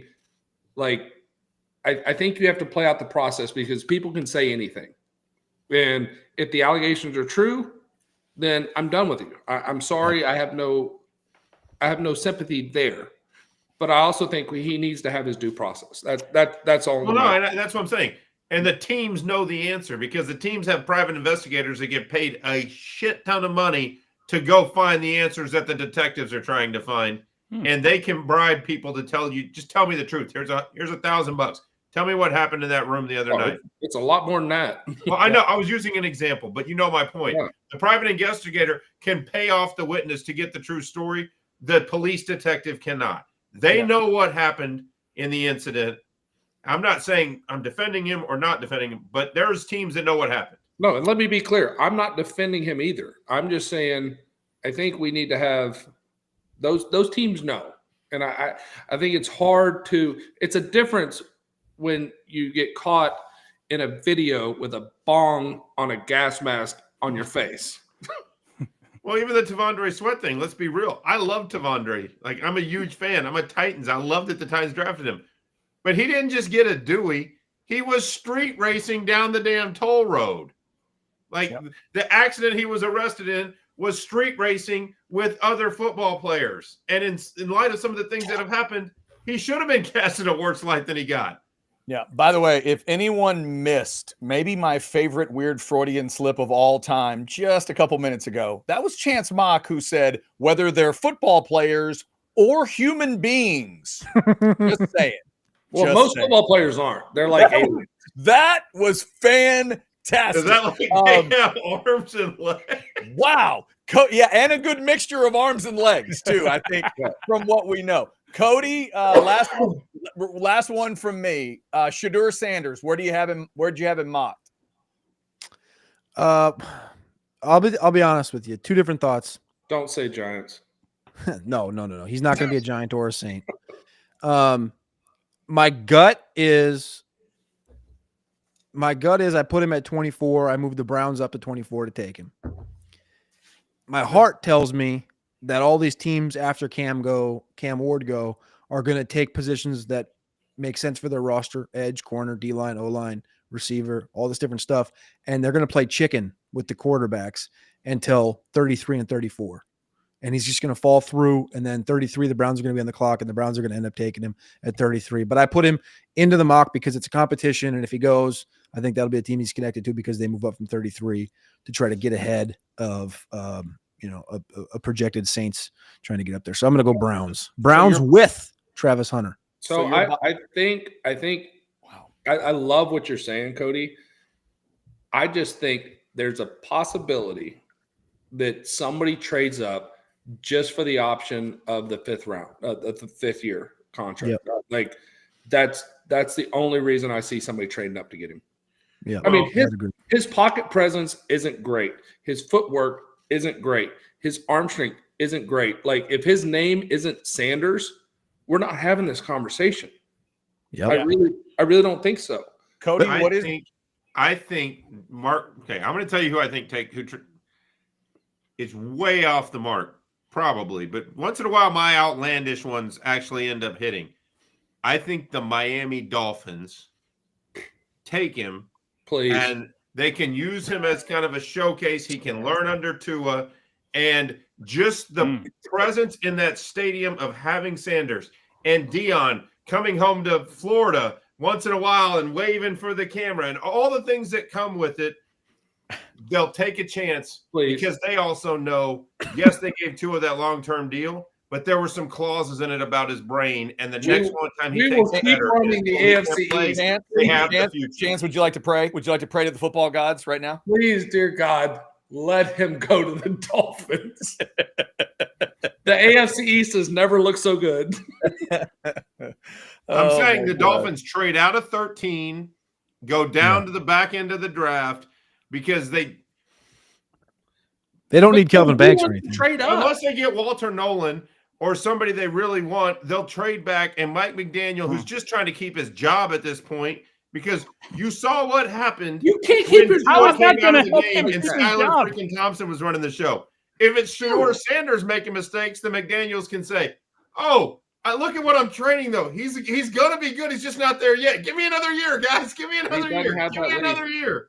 Hey, Cody, real quick, and you kind of got to it a little bit, but for all those teams that you think, let's say it happens that way, everybody in the first round will pass on him and he ends up in the second round. What's the thing they would all tell us? Is there one thing you think they would all tell us where it's like, fellas, we can't because of blank? He's a second-round graded quarterback. He's not good. It's just football grades. I mean, it's not anything crazy or outlandish. It's the same thing with Levis. Like, so my evaluation with like Levis a couple years ago, I love Levis because I love projection. I love the big arm. I love the 6'3", 225. And he fell through to 33. The Tennessee Titans took him, and they're like, he was never going to go at 3. He's a second-round quarterback. It's like that's just it's what he is. Okay. But it was always the media that pushed him up there, and obviously Shador's got the media. You know, some people say everyone's against him, but he's got the media for him because he's a Sanders. I'm so tired of hearing the media's against him. The only reason he is because of his name. If you take the name off of the back of his jersey, where would you put him in the draft? If you take I'd put him at a third or fourth round pick.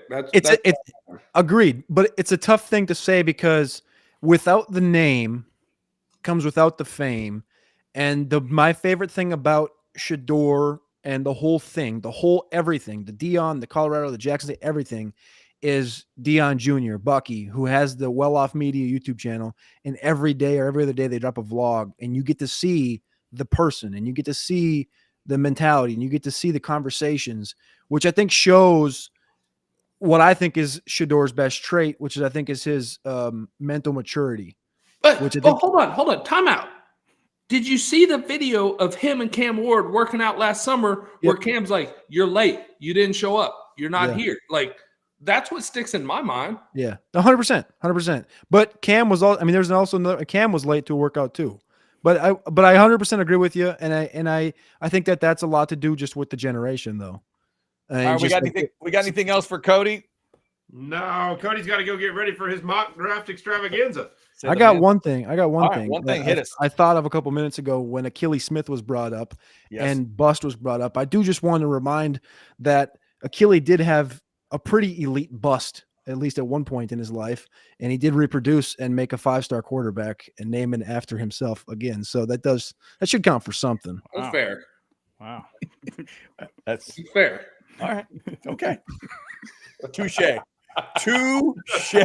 Outsider's hat tip to you. Yeah, that's a 2. Well done. Well played, sir. That's Cody Carpenter. Check out Football with Friends at 6 each day, of course. Those guys are at the draft the next couple days, checking it out. So keep it tuned, if you will, to Orange Bloods Live. They're going to have extra content for you, breakdowns. And Cody, are y'all doing the Friday morning show? Is that happening? Yes. So I think tomorrow we're pre-recorded, so we'll be like in the morning some point, and then on Friday morning we'll be live in Anwar's spot live. There you go. So the Football with Friends guys are going live at 9 a.m. on Friday to recap everything that happened in the first round. Hey, Cody, I know you're a Vikings fan, but us Bills, you can come over. It's cool. You don't want to be in Titan land, nor do you want to be in Cowboy land. Hey, I don't. Y'all can just trade Stephon Diggs stories. Hey, but hey, y'all got Diggs. We got Jefferson. I'll take Jefferson. Yeah, yes, you will. Y'all did good on that because that was the pick. Got Trayvon Burks. No, but y'all have to remember, Jefferson is the pick that y'all got. Yep. That was the Diggs trade. That's what I'm saying. That's it. Absolutely. Cody, we appreciate it. Remember, Cody, do not drink all those beers at once. Hey, 480. I got like 479. I'm sending you some freaking Labatt Blue, bro. Deal. That is beautiful. Deal. Have a good. And also, real quick, Cody, before you go, is my eye correct that might be a poncho shirt you're wearing? Oh yeah. Who's that? This right here. This is my daily. One of those gorgeous black flannels that they've got at Poncho. Yeah, and I'm also in Tampa. And the minute I got the show, I'm taking this off, by the way, because it is 100,000 degrees down here. I don't know if you can see I'm sweating. You got a little sweat. You got a little flop sweat going. Yeah. All right, Cody, we appreciate you, brother. Thank you guys all. Appreciate y'all. Thank you, dude. Cody Carpenter, his first, but we hope not his last trip into the Outsiders. I don't think he knew what he was walking into, even though he watches the show every week. No, I don't think he had any clue what he was getting into. ATX Baits has another dead casting for us that is fantastic. But before we get there, let's get one more of our great partners thanked here that we haven't yet, and that is the favorite golf course of one Jason Dick. He's got his cowboy. You ever worn that Cowboys hat out there at Star Ranch, Jason? This hat is fancy, Chad. All right. When I'm out there hacking and sweating, I can't be putting that into this hat. All right. This is my fancy going out hat. So no, we do not wear this one on the golf course. However, the golf club at Star Ranch, it's fancy. Okay. It's as fancy as you can get for a golf course here in Central Texas. And I'd like to officially invite my favorite number 3 overall pick of all time, Vince Young, to enjoy 18 with me at the golf club at Star Ranch. We can talk about things, man. We can talk about stuff, about what happened, about what didn't happen, about, you know what, I've said too much. If you're looking for a great fun round of golf, Star Ranch is the place to do it. I love it because it's in great shape all year long. We made it through the harsh winter, and I feel like spring lasted like 12 days, and now it's going to be hot again, and that's when the golf courses you see around here, they all start turning brown. Not the case at the golf club at Star Ranch. I don't know if it's that magic Hutto water, but the fairways are always green and lush. The green's always in great shape. Rolling true. You can score there. Birdie available. Eagle available. And Vince, get this. If you're not totally warmed up on number 1, you can slice it into the fairway on 10 and you're fine, okay? Not so punitive for those of us who are not the best golfers out there. Check them out. Great place to host a charity tournament or any tournament at all if that's something you're looking to do. You can scan the QR code there or call them 252-GOLF. Set up a tee time at the golf club at Star Ranch. Me and you, Vince. Hey, Jason. Yeah. I just got a text from Casey Studdard, and he said he talked to Vince, and he'll meet you at the golf course on really 10 o'clock on Saturday. Oh, really? He'll be in a boat party afterwards. He'll be in a boat. He will be in a boat right next to the golf course. I got a text from Vince that says, "Is he buying, or is his cheap ass going to ask somebody else to get it for free?" No. We got the hookup, Vince. All right. Oh, okay. They're going to juice us up. They're going to juice us up. All right. Oh my God. Fantastic. Thank you guys for jumping in tonight. Here's our last dead casting from ATX Baits. So Richard Pryor to play Jamarcus with Gene Wilder playing Lane Kiffin for the 07 Raiders draft documentary, Hear No Evil, See No Evil, Part 2. There you go. There you go. Thank you, Baits. He hits. He hits. No, he's got it going. He's got it figured out. All right, gentlemen, I think it is almost time to close up. But before we do, anybody got baseball thoughts? Texas and Texas A&M getting together again in baseball. Texas Have you ever seen Rocky 3, Chad? Rocky 3, Clubber Lang. Oh, wait, I know. What's your prediction, Bo? Pain. Okay. That's it.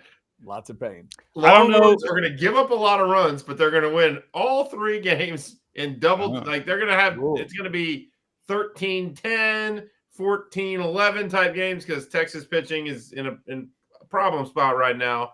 So even with the Friday night starter not being able to go, you're still liking Texas to sweep. I like us to take the series. I think I like us to take the series. I'm hoping it's a sweep. Gotcha. I don't know how the arms will hold up for 3 days. Like losing Jared Spencer for a weekend hurts. And what they do with Dylan Valancis is kind of key to the whole thing. Like if Texas can get to Sunday with still having Dylan in the back end of that bullpen to throw 2 innings, then they could sweep. If they don't have any bullpen for that third game, it could be a fireworks show at Dishwall. Did you guys? I think A&M wins the first game on Friday. Did you guys catch how Texas came back and won that game last night Mm-hmm. against Texas State? Holy crap! You catch how pissed off Swindell was on Twitter about the dude walking? So good.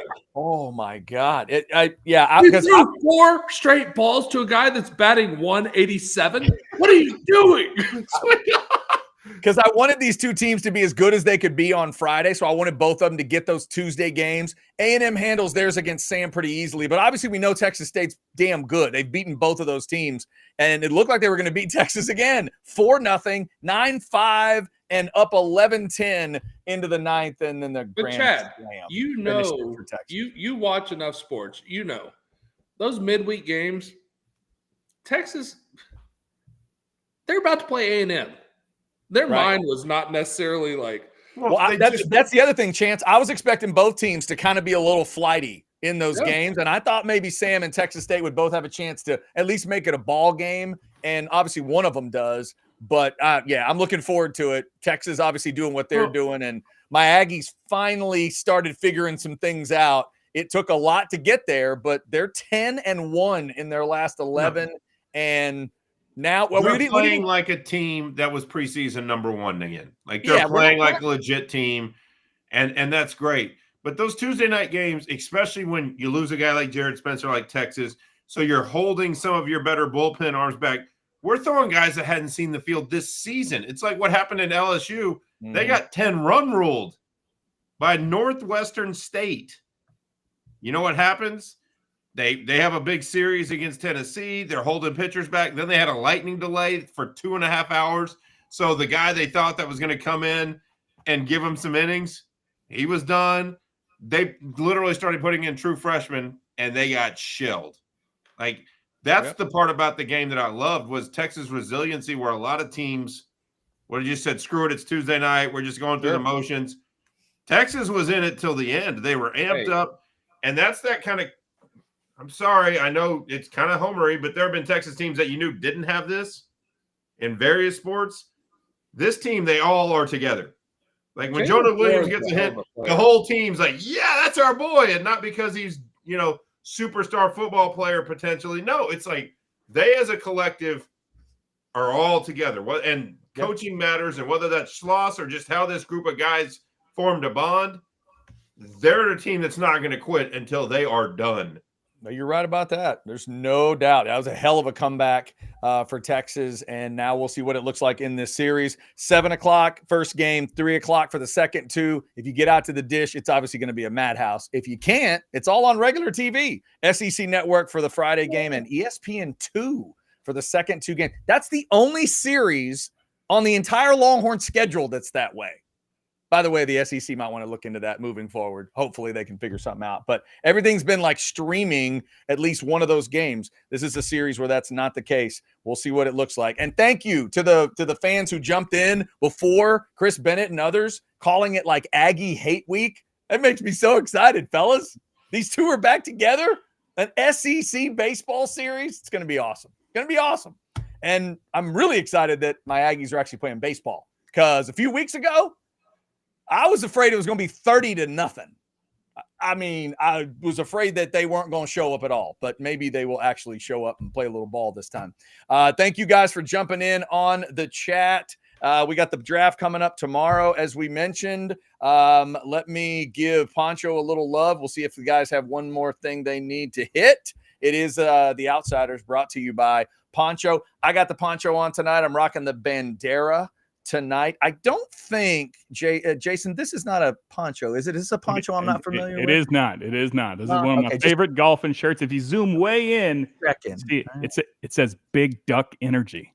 Big Duck Energy. Okay. The Big Duck Energy. Yes. Beautiful. That is not a poncho shirt, but these two are some new ponchos for you. The Bird Island or the Bushwhacker. You got the normal button version there, the short sleeve or the long sleeve. And remember, when you see something you love on ponchooutdoors.com, just go to that the page that shows you the shirt. You can click through different pictures, but also click from short sleeve to long sleeve. Usually every shirt is going to have that option for you. So check out the Bushwhacker, the Bird Island, and much more. And make sure you mention the Outsiders when you go to ponchooutdoors.com. Gentlemen, and Bo's doing the Bushwhacker dance. Look at you. Wow. That's an old school wrestling fan. So real quick, guys, I have one quick question, and then y'all can give me whatever you want. But I just need to know, what does this say about me? While the show was going on, I took a sip of beer. And it was one of those things where you think you're drinking no pulp orange juice, and all of a sudden you realize you're drinking pulp orange juice. There was something in the beer. And I couldn't. And then I look, and on the side of the glass is a bug. And I take the bug, and the bug has now drowned and is dead. I took the bug and I turned and I threw it away in the trash can, and I'm still going to finish this beer. You should. Yeah. What does that say about me? You have a severe you're a drinking human problem. being, as Jansen said earlier. Get help immediately. I'm either a human being or a football player. One of the two. And you have legs and arms. And I'm a good great combination of arms and legs. Can I say, as we go out, we did talk about it earlier, but I think it's pretty damn poetic that Mongo got to see his bust go into the Hall of Fame.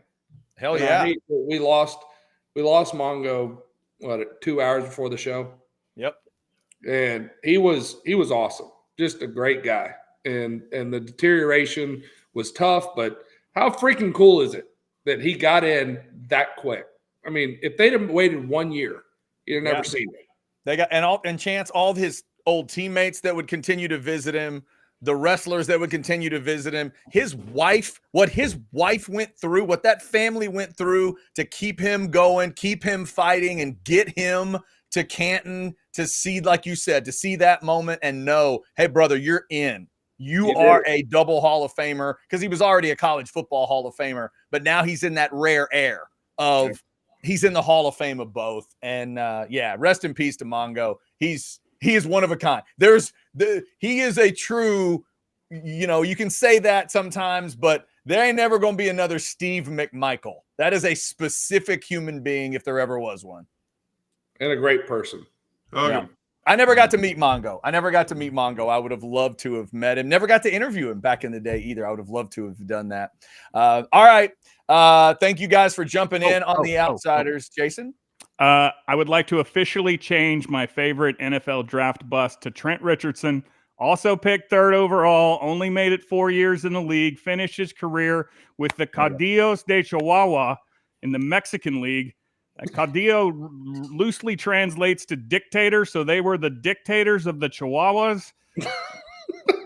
I don't know, man. I don't know. Was the backup to Mark Ingram, still ran for 150 and 2 touchdowns versus Texas in that national championship game, so fuck him. And Vince, I never said any of that stuff about you. I never said anything, okay? I didn't say nothing. Even at the end, it's like a reverse curveball. What the hell just happened? If anybody asked, it was Cody. Cody was almost out, and he just reverse trapdoored himself. I don't know how that happened.